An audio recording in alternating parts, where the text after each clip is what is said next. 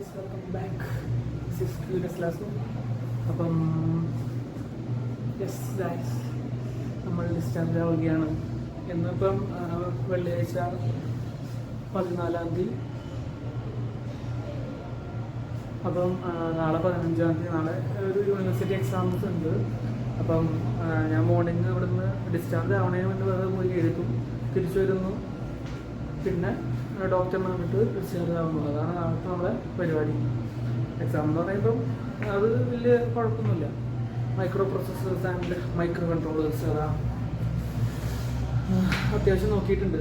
ഇതിൻ്റെ ഉള്ളിൽ തന്നെ ഇരിക്കാറുണ്ടോ, വേറെ ഇപ്പം എന്താ പരിപാടി.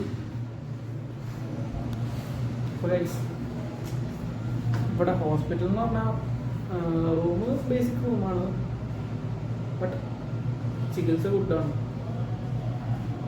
എല്ലാവരും നേഴ്സുമാരൊക്കെ ഉള്ള കമ്പനിയാണ്, സെറ്റാണ് ഗൈസ്,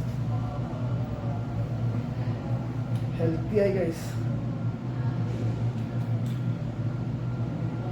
അപ്പം കുറച്ചും കൂടി ഒന്ന് പഠിക്കാനുണ്ട്.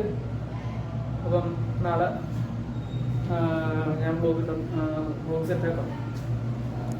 ഏകദേശം പാക്കിങ്ങൊക്കെ കഴിഞ്ഞു.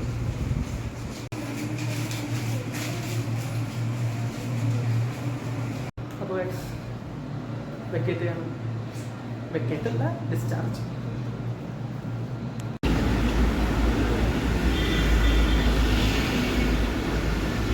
അപ്പോൾ നമ്മൾ വീട്ടിലെത്തി. എക്സാം ഉണ്ട്, പക്ഷേ ഹോസ്പിറ്റലിൽ നിന്ന് ഡിസ്ചാർജ് ഇതിലായിട്ടും കിട്ടിയിട്ടില്ല. പക്ഷെ ഒരു മുട്ടൻ പണി കിട്ടിയത് നോക്കിക്കേ, വണ്ടി അവിടെ വെച്ചിട്ട് പോയിട്ട് വൻ പൊടി,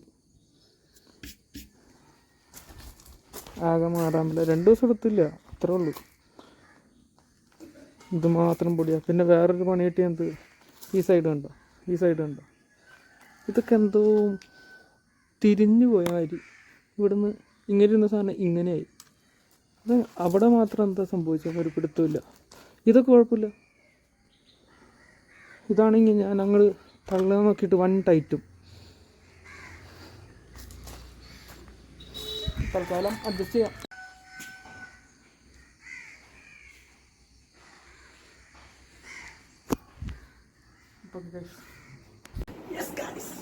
അപ്പം എക്സാമ്പിൾ പോകാം. എന്തൊക്കെയോ പഠിച്ചിട്ടുണ്ട്. Micro controller and micro processors ആണ്. കുഴപ്പമില്ല, നോക്കാം. See ya.